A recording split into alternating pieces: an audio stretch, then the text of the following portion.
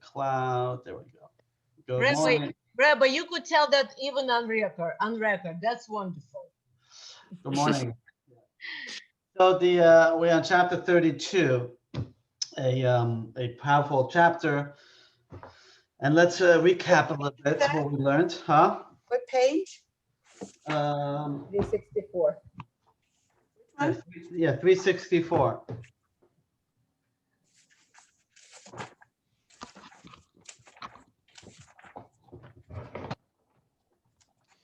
So the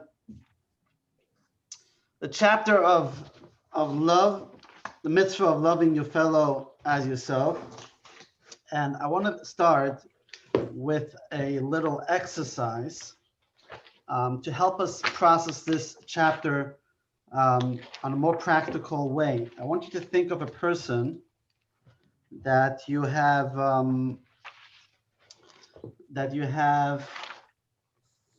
person in your life um, that you would appreciate. You'd want the relationship to be stronger, better.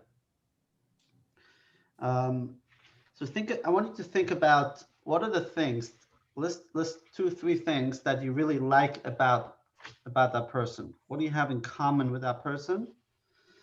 And also think about a few things, maybe 3 things that you have that there are differences between you and that person.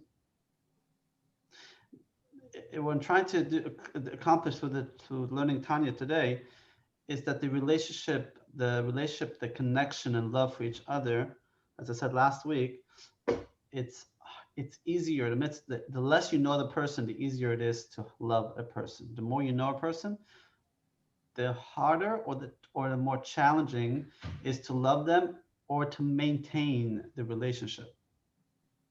Right? So think about one person that you want to work on, you want to work on that relationship. Now, when it comes to relationship in general, we have marriages, which is one type of relationship, and then we have relationship between children, which is another type of relationship, then relationship between people. So in general, when we're talking about the mitzvah here in chapter 32 of loving your fellow, we think it's talking about generally about loving people, not in the relationship of children, which is natural, or relationship of spouses, which is natural or not natural, but a relationship of spouse is a different type of love than a love for a fellow person. However, we're going to see that in general, if we learn how to love our fellow, and more important, as in chapter 32, the focus is not so much how to love our fellow, but the focus is how to reframe yourself, understanding yourself, who are you? That will help us in our relationship between not only a fellow stranger or a fellow friend or a neighbor, but also in our relationship with our children, our relationship with our spouses. So, talking about spouses. So, what is the word bashert mean? Right? Everybody knows the word bashert. No, Leona. Bashert. When somebody gets finds his, especially you find your basher, you find your spouse. Yeah, you find your basher. In Yiddish, bashert is a Yiddish word, means it was meant to happen. It was almost predestined. So it's soulmate. Not always doesn't mean soulmate, but yes, it could be soulmate. Basher, when something good happens in your life and you feel like God orchestrated and you see not sometimes. shared. Huh? Roman said, Bashert is sent by God. Yes, Bashar is by God. So Your second half. Yeah. but Your second half sent by No, God. no, because not everybody has a spouse, so that doesn't mean right. that you don't have. Bashar doesn't mean in relation to a spouse. Bashar, the definition of Bashar means it was meant to happen. Like what I call a God thing. Correct. Maybe. So you drove in a certain town and you made a mistake in the different on the street and you bumped into a house or you met somebody. He said I have and you bought the house. It was Basher. Hashem led you to this to happen. Okay, I got it. The word. Now, there's an interesting Talmud in the Tractate of Sota that says that when the Hashem puts together people, Hashem takes a soul and matches the soul with another soul. Hence the expression, when we find our soulmate, right? So in other words, finding your soulmate is one of the things that Hashem has predestined for you to have, predestined that there is a soulmate out there. You still got to figure out how to find your soulmate. In other words, you can get married not to your soulmate, or you would hope that the person you marry is your soulmate. I'm not going to open up the topic marriage, soulmate, not a time. But the Talmud says it is difficult for Hashem to put together two souls, as difficult as it was for Hashem to split the Red Sea. Kasha kekriyas yamsuf. In other words, it's a miracle. To bring two people together is a miracle. What is a miracle? A definition of a miracle is it transcends the laws of nature. For two people to come together to love each other, in other words, is a miracle. It's not a simple thing. It's not the laws of nature. Why? Well, then there's a discussion. What do you mean? Why is it so hard for Hashem if it was predestined? Meaning, if Hashem takes one soul and splits it in half, so why is it so difficult to put two people together? The Talmud says the first marriage, second marriage. There's a difference between the first marriage, there's a difference in the second marriage. But the point is, most times, even a marriage is a love that is conditional. It is a love that comes from something that I like in the other person. The Mishnah says in Ethics of Our Fathers, what is a love that endures, and what is a love that does not necessarily endure? So the Mishnah says a love that is dependent on something will not necessarily endure. A love that is unconditional will last forever. What is interesting? The Mishnah asks, what is an example of a conditional love, and what's an example of an unconditional love? So Talmud says the story of Tamar and and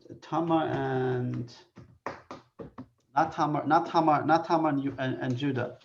It was the daughter of King Saul. Where was it?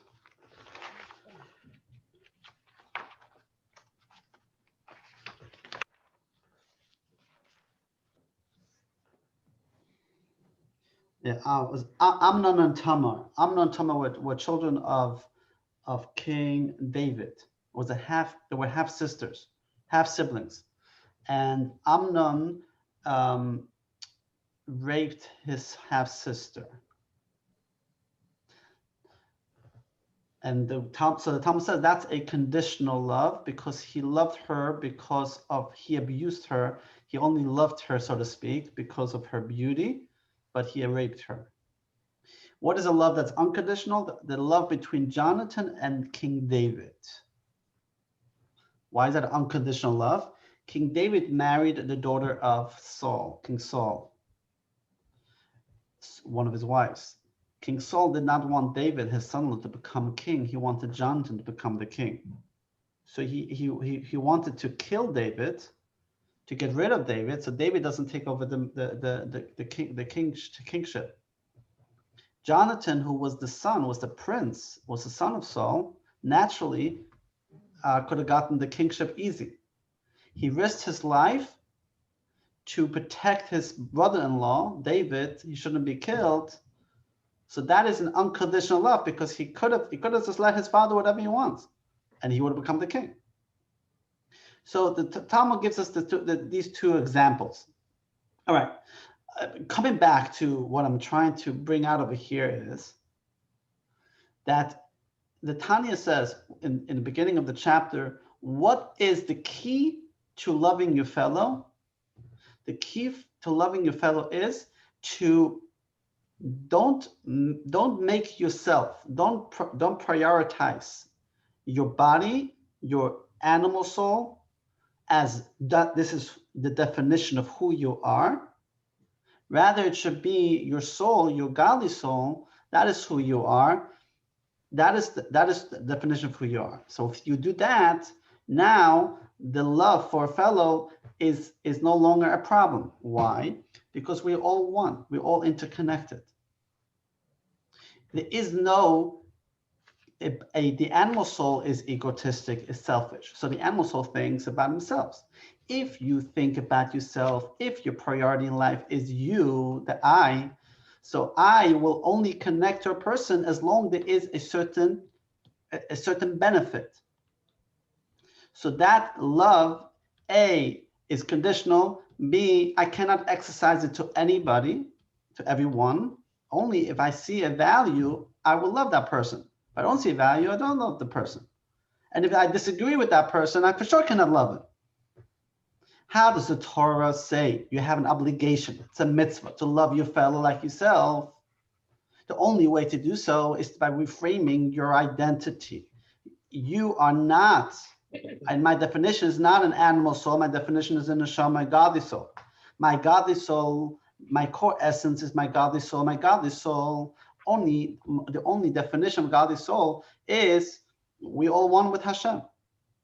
We're all one with Hashem. It's not about me.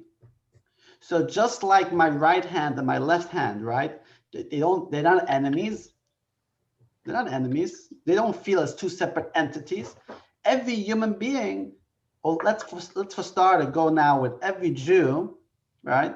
As we're going to discuss later on how that extends to human beings. Every Jew is one neshama. So that's where the unconditional love comes into place. We got to learn how to explore the unconditional love that our neshama really has for every human being.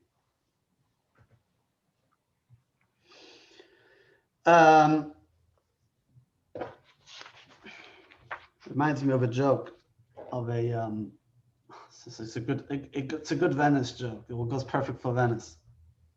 An 80-year-old man, we'll call him Harry, has a birthday party, and his 80th birthday, he announces that he's gonna marry 75-year-old Henrietta. So they asked him, what is a Henrietta? What did you find? Why did you fall in love with Henrietta? What's at the age of 80 that you want to marry her? Is she a good cook? She cooks well? Nah, I don't know if she's a good cook, sis. So does she have a lot of money? Are you marrying her for the money? I said, no, she doesn't have much money. So why would you want to marry her? She knows how to drive. She knows how to drive. Good morning, Raya. Good morning, Raya. Yeah, good morning. Live from Chicago. Yes. Beautiful. So that's where we're back in the conditional, the unconditional. So now let's go back in, because the reason we're gonna do this recap, because today we're gonna kind of try to tackle how to deal with people that just don't agree with me, or don't act properly, or don't believe the way I believe. In other words, if my priority is my neshama, my godly soul, right? So how can I love somebody who disagrees or goes even against God, so to speak? Right? And we say the mitzvah of loving your fellow is not limited to the people that are like you. The mitzvah is unconditional to every person. So let's see inside page 364.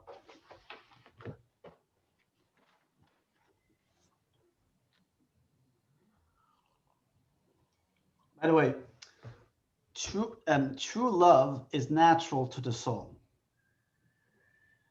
True unconditional love is natural to the godly soul. It doesn't have to learn it. Think about it. It doesn't have to try to get used to it. In other words, if you want to adopt a new outlook in life, right? Or you want to adopt a new I want to exercise. I want to lose 10 pounds. I got to go and exercise and diet and lose it. I have to do something to acquire an objective. The objective to love every person is, if for the godly soul, is not an objective it has to achieve. It's natural to the godly soul. Why? Because the godly soul, the definition of the godly soul is that it feels interconnected with everything. So just like, again, the right hand, left hand scenario. Even if the right hand cuts the left hand doesn't get angry on the right hand. It's natural that it feels that it's one with Hashem, and everything, any person that I interconnect is another godly soul that is really who I am. And not only that, without that person, if I say the other person is not part of my life, I am denying my very core existence of my godly soul. So let's see that inside we're on page 364, section 3. Does it apply to everybody? Well, the Torah warns in general against harboring hatred for another. Do not hate your brother in your heart. Leviticus 19:17. So the rabbis taught that it is obligatory to show contempt towards a sinful person. So first of all, before we know, what does it mean? So by the way, people are sometimes, we play with the words hate and love too much. So the word hate is a very strong word, and people are on the assumption that if you're a godly person or a God-loving person, then you should harbor no hate in your heart, which is true in a sense. However, the Torah himself says there is the concept of hate and hating somebody at times. Or an enemy, even amongst your fellow. Famously, when it comes to the verse in Torah and Exodus, it says there, when you see your enemy's donkey laying under the heavy burden of its weight, right? You find that if you see your enemy, your fellow enemy, right? You have an enemy in your life, and his donkey is on the floor. The load was too heavy. You have a mitzvah to help him out. So meaning the Torah gives room for the concept of an enemy. If the Torah says you have to love every person, so how does Torah even give us a definition of an enemy? There's no enemy. If I have to love everybody, Torah should not even give room to think there's such a concept of an enemy. So we do see there's a concept of enemy. And we see here in the mitzvah that there's sometimes a mitzvah to hate somebody. Look over here. As for the Talmud's teaching, if you witness your friend sinning, it's a mitzvah to show contempt for him. And you should also inform his teacher so he can show contempt for him as well. This ruling has a very limited application, as we shall see. Sefer Charedim, at the codification of the mitzvahs by Rabbi Elazar Azkari, 16th century, adds an important stipulation to the Talmud's position. If you see a person commit a sin and you rebuke him respectfully, but he does not cease, then it's a mitzvah to show him contempt. That this means that showing contempt to the sinner is requirement only where A, the sinner has been rebuked, and B, he fails to listen and continue to sin. So this in turn imposes further significant limitation. Since the requirement to rebuke a sin is only applicable in a particular scenario, the Torah states you must repeatedly rebuke your associates amisecha, and your associate is interpreted to mean one who is like you. If he's like you in obedience to mitzvahs, you are to rebuke him when he sins, but if he's not, you are not called upon to rebuke him. So as the Tanya will now clarify Talmud's view, that is a requirement, a mitzvah to show contempt to a sinner only applies when three conditions are present. A, the sinner is a Torah observant person. 2, you have rebuked him respectfully. And 3, he doesn't listen to you. Because the Talmud's ruling applies not to any person, but specifically to our associate. You're equal in full Torah mitzvahs observance, And it also only applies to an associate towards whom you have already fulfilled the mitzvah. You must repeatedly rebuke your fellow.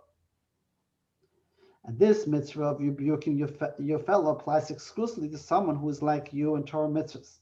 And nevertheless, despite your attempts to respectfully correct his behavior, the person has not ceased practicing the sin, as is stated in Sefer Charedim, said above. These criteria are required to establish the intentionally of the sin. If the person is not like you in Torah mitzvah, is not educated and observant, that even his deliberate sins are considered as inadvertent acts. And even if he's like you cannot be sure that he acts was intentionally until you have clearly rebuked him and he fails to listen. Only at that point is there a rabbinic obligation to show him contempt. So in other words, yes, there is a mitzvah to rebuke your fellow. There's actually, the mitzvah of rebuking your fellow comes within the same line of the verse, loving your fellow, which we're going to see that rebuking a fellow can only come when it's coming out of a place of love, not out of a place of hate. So, and now we understand, if that's the premise, we understand why the Tanya says the mitzvah of rebuking somebody else is only applicable when we're talking about a person who is on the same level as you in the observance of Torah mitzvahs, right? And then you rebuke them respectfully. And number three, he doesn't listen to you. At that point, right? That point it says, then you should feel contempt in your heart. Contempt in your heart. But as you're going to see at the end of the chapter, even that a person that you have contempt because you did those three steps, meaning you rebuked somebody who's on your level and you did it respectfully, and they don't listen to you yet, and you have to hate them in your heart, so to speak, or you have contempt, you still have the mitzvah to love. In other words, you can have contempt and love simultaneously. It's not a contradiction, we're going to see. But the point here is really, the mitzvah of rebuking somebody is very specific, and it comes from out of a place of love, not of a place of hatred. As you're going to continue now in the bottom 365. But in the case of a person who is not your associate and lacks the real knowledge and education necessary for intentional sin, is not close to you and therefore unlikely to accept your rebuke, there's no room at all for contempt, only love. In such a case, Hillel the elder taught, be of the disciples of Aaron, famously love peace and pursue peace, love all creatures and bring them close to Torah. Meaning that even those who are distant from God's Torah and his worship, which is why they are referred to here as mere creatures, having no merits of their own beyond the fact that they were just created by Hashem. Nevertheless, you must draw them in with thick cords of love. Hosea 11:4. And then perhaps, when he says thick cords of love, you have to love them even stronger. And then perhaps with all this effort, you will be able to bring them closer to Torah and worship Hashem. So above, the Tanya stressed that love for another ought to be unconditional, due to all souls' equal root and source in the living God. Here, the text stresses that there is a goal in extending love to the non-observant. Perhaps with all his effort, you'll be able to bring them closer to Torah and worship of God. So is there a goal to loving your fellow, or is a love extending unconditionally? So which one is it? If, here Tanya says, a person who's not observant, doesn't keep Torah like you, right? Your mitzvah is to love him even stronger. Why? So you can teach him to do Torah. It's not unconditional, it's a conditional love. So which one is it? In the beginning of Tanya says you have to love every person unconditionally. Now he's saying that even if he doesn't observe, you have to love him stronger because that's the way you're going to get him to observe. So now it's conditional. So he says the answer is that both are true. Jewish identity is multi-layered, so the mitzvah of love your fellow is likewise multi-layered. At the level of essence, the Jew is connected to God regardless of a certain level of observance. However, the manifest reality in the world as God created is that a connection to God comes through Torah and mitzvahs. So above, when the Tanya taught that love should be extended unconditionally due to every soul's equal root and source in the living God, we were speaking of love towards Jews' essence. But here, in stressing that perhaps through all this effort, you will be able to bring them closer to Torah and worship of God, the Tanya speaks of the manifest reality where Jews' connection to God must be through Torah. So practically speaking, we need to incorporate both attitudes to love each Jew's essence, that virtue of their soul, but this must also lead to the manifest connection with God through Torah's observance. And if not, if you didn't succeed to bring the person closer to Torah and worship of God, you still didn't lose the reward for observing the mitzvah of loving your fellow, which is carried out unconditionally.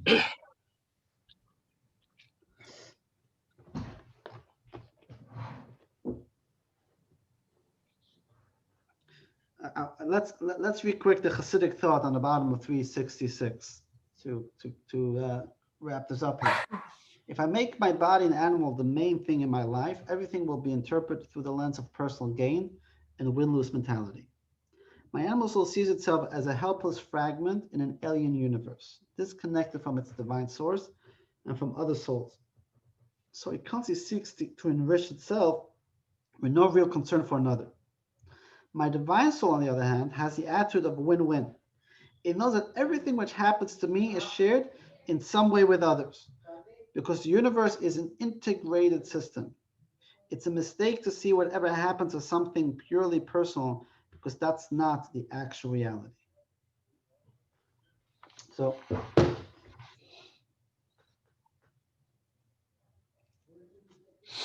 think the last part here, that's kind of encapsulates everything we talked about, right? If you make your animal soul, you make your body as the main thing in your life, then you can really never have a pure, unconditional love for every fellow. It's impossible. So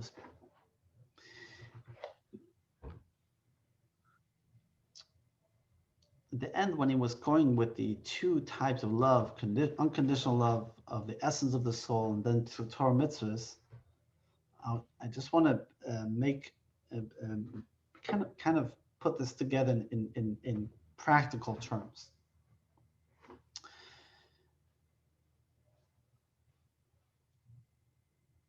The mistake we make sometimes is that we convince ourselves that the love that we are expressing to another person comes from my soul, and hence, because I love them so unconditionally, I expect the same thing from them, right? Hence, they must give me results. If I'm willing to kind of bare my soul, right? No pun intended, right? Or pun intended, right? Bare my soul, that my soul is the one who just loves everyone. And that's why I can love you, even if I disagree with you, even we have so many differences and disagreements. Now I expect the same of you. Otherwise, why am I talking to you? And we get, and then if that doesn't happen, we get upset, right? We get upset. I showed them I love them anyways. I bought them a challah for Shabbos. I invite them for my Shabbos meal, even though we disagree on everything. He votes this way, I vote that way, and still I invited him because I learned in chapter 32, gotta love a fellow. And he didn't, and he rejected. Or he came and he wasn't nice. So who's talking? Who's talking now? Is your soul talking or your animal soul talking? Your animal soul's talking now, right? So where you went, it shifts gears. It shifts gears.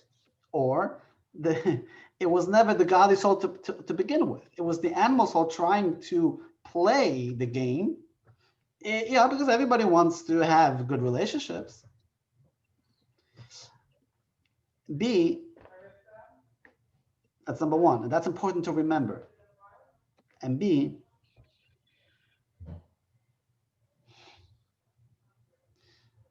they say in Yiddish that the animal soul is a kluginker. A kluginker. It means he's extremely smart. Right? In German, klug is smart. A klugenke, he's like smart, is smart, is smart Alec.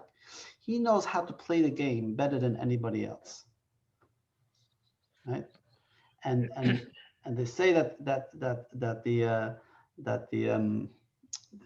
animal knows how to the expression the animal knows how to dress itself in Hasidic Shabbos garb. The animal knows how to dress itself up in Hasidic Shabbos garb, Streimel long payas, showing that they are really holy and it's just a play. So many times our animal soul will play and we think that it's coming from the godly soul. It's not coming from the animal soul. The animal soul is going to manipulate us that we believe that my expression or my outreach to another is really a godly soul. And the test is, and the litmus says that it's wrong, is when we get disappointed or angry. It's that we know that wasn't real, which calls us to go deeper inside us. That you have to really reframe yourself. That you didn't do it for an unconditional way, you did it for a conditional way. So again, if we focus on my core essence of the neshama, I love everyone. I have no problem. Even if they don't do Torah like I do. The danger, he said in end, which is not necessarily a danger, but it's true. You can, as from the godly perspective, love everybody else, right? Or that's how we say it's natural. At the same time, you would like the other person to also learn about Hashem, recognize their godly soul. Why? Because you love them so deeply. Why do I care if Mr. John in Englewood puts mezuzah on his door? Why do I care? Why did Harif and I come to Venice to teach Torah? I can study Torah a lot better in Brooklyn. Coffee and the cheesecake is better.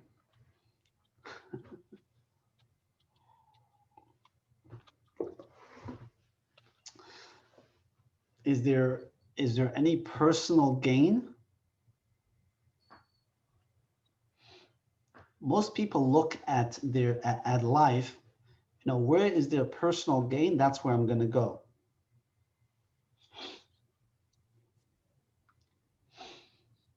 Right? You can take a job. If you have a good job offer, you move to a certain location. So I didn't move to Venice, Northport for a job offer. I don't mean to bare my soul here today. Pun intended. But the foundation of Hasidic teaching is the mitzvah of loving your fellow. The Rebbe ingrained that the Rebbe cared about every Jew in the world. The Rebbe inspired his followers to love everybody. Right?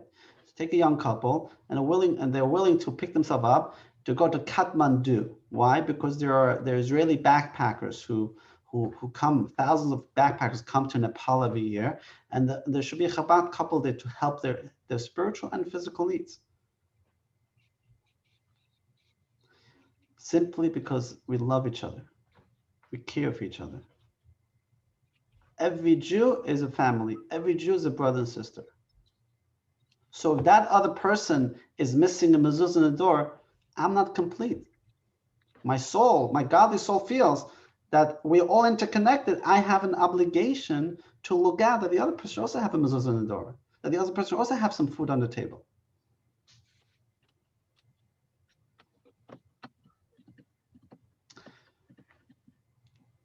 And if he doesn't put up a mezuzah, I still love him. Not still love him. I love him unconditionally. That's the putting a mezuzah is not a condition. I love them unconditionally. We love every Jew. And because I love every person unconditionally, I would love them to have a mezuzah on the door, because that will nurture their neshama. That is like my neshama, we're one. So now we take that into, try to take that example and apply it to the people in your life that perhaps you have a challenge having a relationship with. We're not going in a person who's abusive, but we're going to see at the end of the chapter. Try to apply this principle. Try with one person. So how do I deal? So let's get to the bottom. How do I actually deal with people who are intentionally sinners, who intentionally are not doing the right thing? So let's see over here, 367, last part of the chapter. Section 4, how to relate to intentional sinners. As in the above case of sinning individuals who are close to you and on par with you in observance, whom you have rebuked, but they have not stopped sinning, towards whom, as we learned above, it's a mitzvah to show contempt to them. That doesn't mean you should just show contempt to them, since there's also a mitzvah to love them too. How could you have two contradictory engagements with the same person?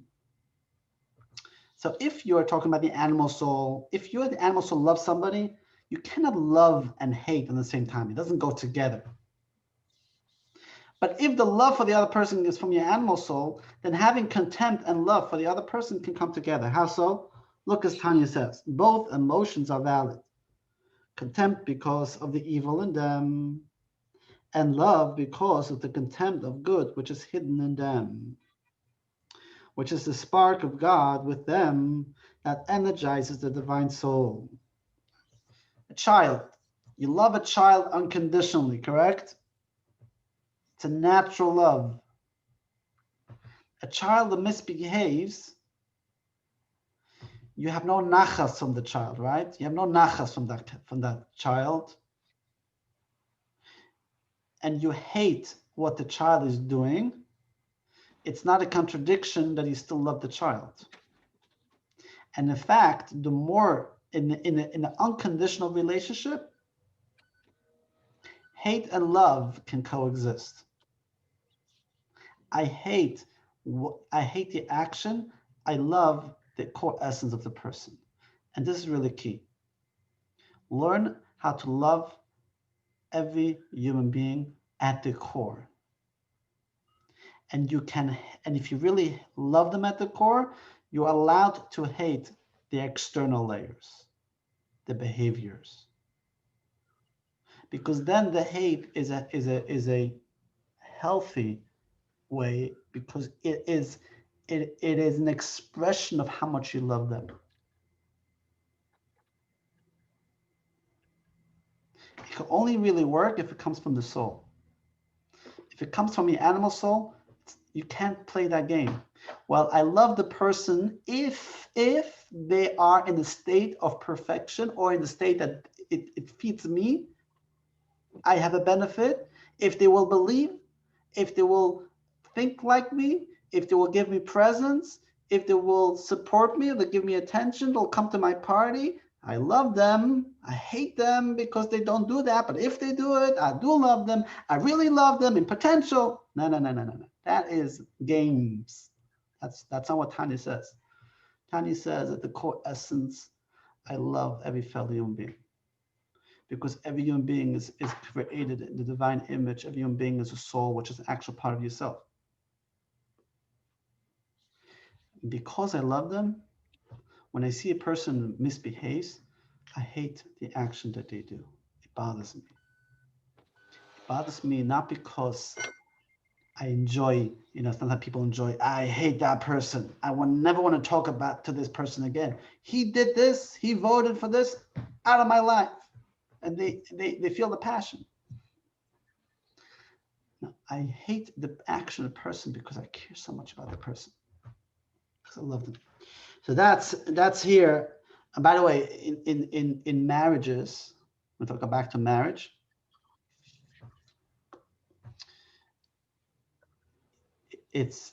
Marriages, unlike a child relationship, which is natural, you naturally love a child. A marriage can many times it is it's a deep love, but it has started on the foundation of a very conditional external factors that grew into a more deeper love. But what do most couples fight about? They fight about nitty-gritty stuff, right? He said this, she said that, he did that, he did that.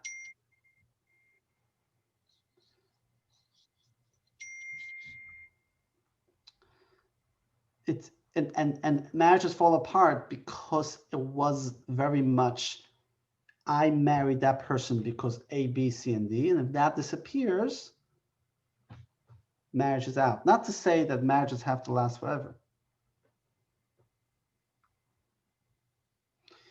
but the key in marriage is to elevate the marriage to a level where it's a soul love. I love the person unconditionally on my soul level. Of course, you need to have chemistry. You have to come together, right? But if you marry another person only because they like sushi and wine, then and that was that's where it began, that's where it ended. It can last.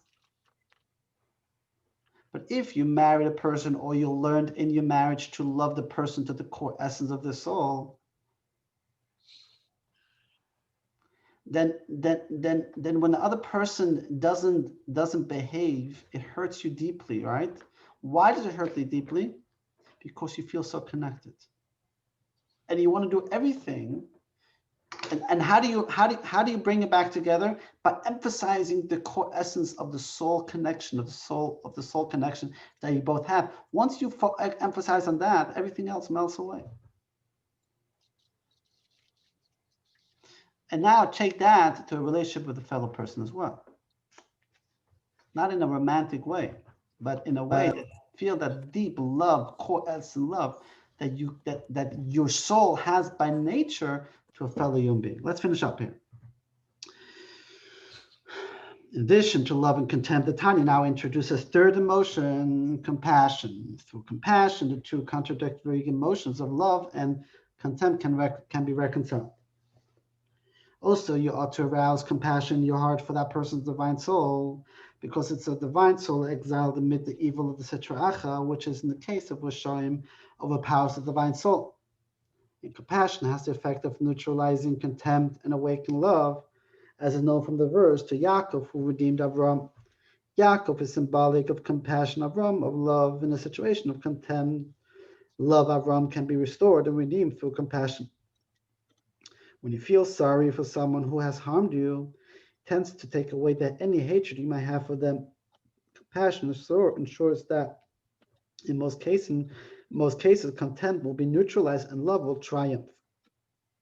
But when King David of blessed memory said, "With other hatred do I hate them," he was referring only to the extreme case of highly educated heretics and non-believers that pose a threat to traditional Judaism, who have shed any manifest connection to Judaism and so have no portion in the God of Israel, as it states in the Talmud, Tractate Shabbos, beginning of chapter 16.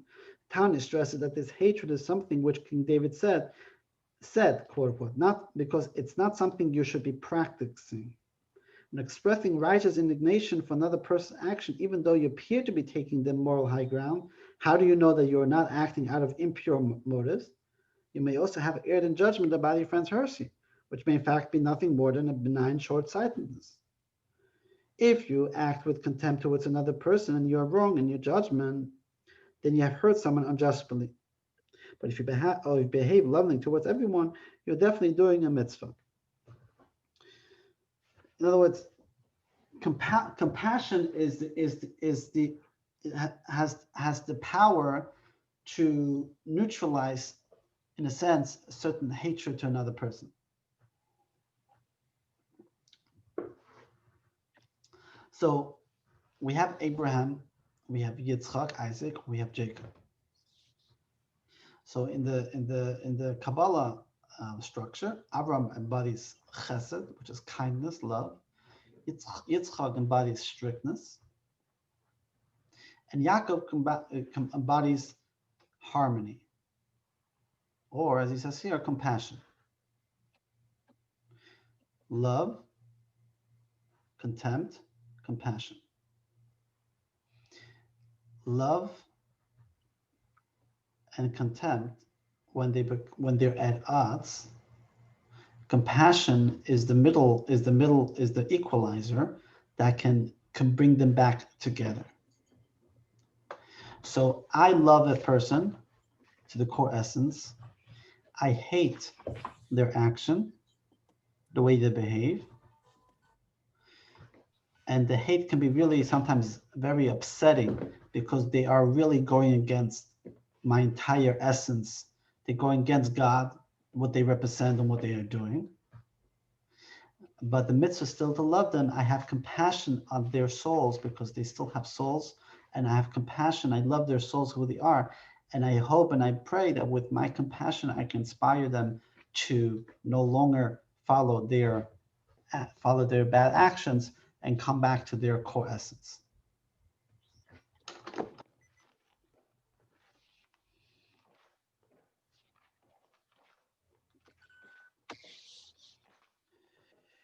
All right. Any questions so far? What a task. The what a task is right. But it all goes, as I said last week, this chapter wasn't supposed to be in Tanya. In the first print of Tanya, the Alter Rebbe did not put that in. Only in the second edition, he inserted this chapter. We went from the chapter How to Live a Joyful Life, right, to loving your fellow. And as explained last week, when you learn how to, the Alter Rebbe put it in because he felt the importance of truly finding joy in life can only achieve when you shift gears from your body, from your animal soul to your godly soul. And not just in mind, but in action. And what's the real test? How you deal with other people. How can I deal with other people if they're giving me a hard time? How can I love another person with the same mindset? My soul is who I am. My body is just a vehicle. And if my soul is my definition of who I am, and this is how I look at everything in my life, as we learned in the earlier chapter, everything that happens to you is in Hashem's plans. Everything that comes from Hashem has a purpose and meaning and is for the good. If I don't believe in that everything's orchestrated by Hashem, right? And it's the world that is in charge or dictates how I live my life, then if the world does something to me, I get upset. But if Hashem is the one that's running everything, I never get upset. Why not? Because I am a soul. I am just a part of Hashem himself. And everything that happens has a purpose. Sometimes I see it, sometimes I don't see it. But I believe there's a greater good. And that gives me joy, inner joy, because I'm living a life of purpose and meaning. And I take that to the next level, how I interact with the world, how I interact with the other people. The other person told me something that's nice. It's not talking to my soul. My soul cannot be touched. It's talking to my animal soul. Yeah, talk to I agree with you. My animal soul is a jerk. And I can love people without making so many calculations. Because my mindset is it's not a selfish, conditional relationship I'm trying to achieve.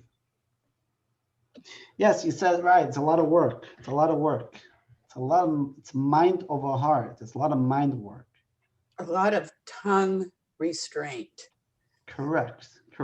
Just that's the hard part. And that's why a very simple first line in the morning, right, of Moda Ani is really the key line to help us phrase our day. If you start and just think about that one line, Moda Ani Lefanecha. Thank What you, is that? Hashem. Moda Ani Lefanecha. Thank you, Hashem, for giving me back my soul every morning. I'm grateful. I'm not hurt. I didn't wake up in the morning to get more, to feed my ego, but you gave me a soul, and the soul is who I am, and you gave me another day because I have a mission to fulfill. With this little meditation helps me to go out today and deal with the world.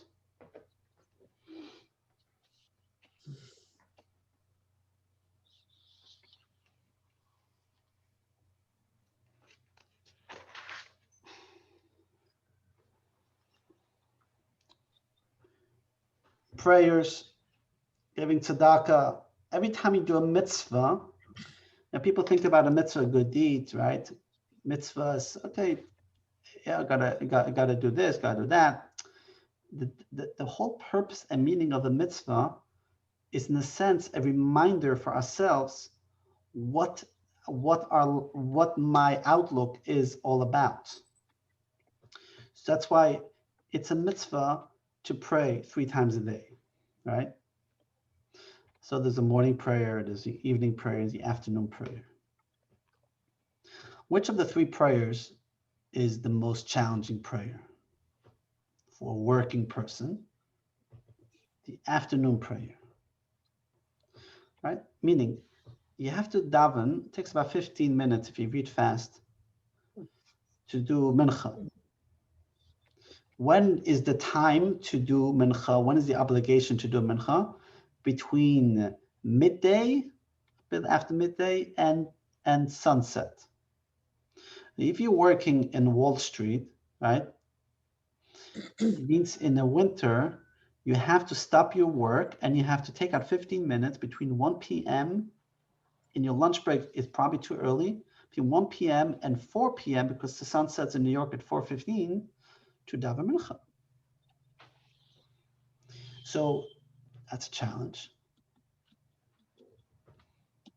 So, but that's precisely so if you look at it as a burden, right? Oh, I got to do it, and I'm going to do it robotically, just get it over with. Okay, so you did the mitzvah, but you missed the point. What's the point? The point is that in the most busiest time of your life, take off 15 minutes or 10 minutes or 5 minutes. I'm just giving you an example, all right? That the challenge is to do the mitzvah at times where you want to be most self-absorbed, not in a bad way, and do the mitzvah. Hence, we have a mitzvah to give tzedakah every single day except Shabbos. Every day is a mitzvah to put a coin, doesn't have to be a lot, even a little coin in a tzedakah box. Best time to do it before you daven, before you pray in the morning. There's a line right after Moda Ani, we say in the Siddur, and this is to remember that. If you go in the Siddur on page 28 in the red Siddur, I believe, it says, Harini mekabel olai mitzvahs aseh. Before I start to daven to Hashem, I accept upon myself the mitzvah to love your fellow. What's the connection? I'm about to talk to God. Why am I now making an announcement to Hashem that I accept the mitzvah to love your fellow Jew?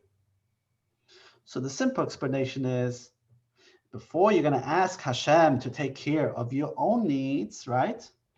I show Hashem, I also care about other people. Right? I give tzedakah. If I show Hashem I care about other people, Hashem care about me too. That's a simple explanation. But Tanya says, the mitzvah, we learned last week, the mitzvah to love your fellow Jew, which is the foundation of all the mitzvahs, is the expression of why I'm going to daven to Hashem. What is my davening to Hashem? Not that I need candies, that I need money, that I need health. That's not the purpose of my praying to Hashem. That's important, but that's not the objective. That's self. I pray to Hashem. Then I look at prayer as the ATM machine. I put in this, I take out money.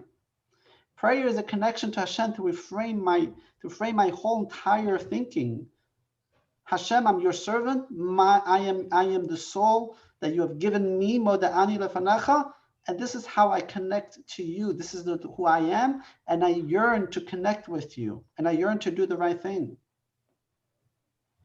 And in order to do the right thing, ask Hashem, give me the tools to succeed, to be your ambassador. So how do I express that the best? How do I begin my davening, my prayer? The best way to do it by thinking of the mitzvah, loving your fellow like yourself. Because if you're loving your fellow like yourself is in the right setting, as we just learned in Tanya 32, now the davening will go a lot easier. Because if you already put your mind that I'm going to love every single Jew. Why? Because I am a soul, and my core essence of my soul loves every person. Now I can daven to Hashem. It's the best meditation. Now that my mother-in-law left.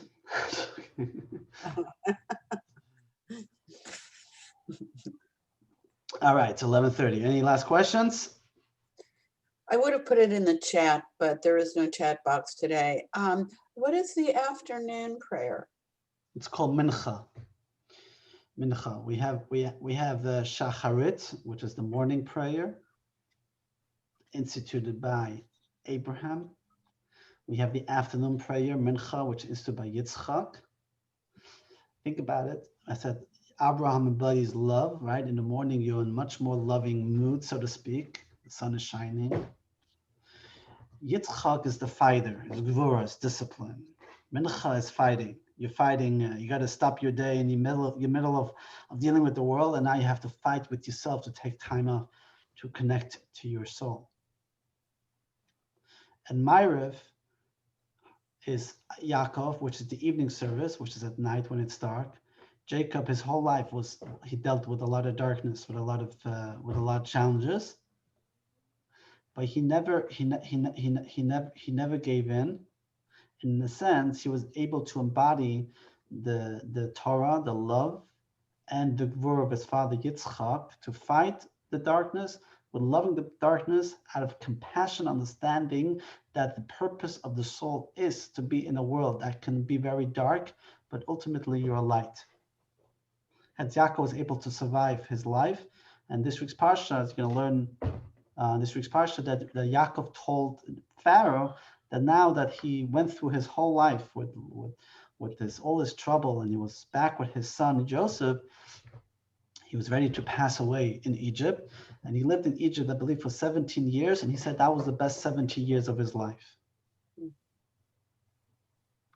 Vayechi Yaakov. That was his best 17 years of his life, the last 17 years of his life. Why? Because he prevailed.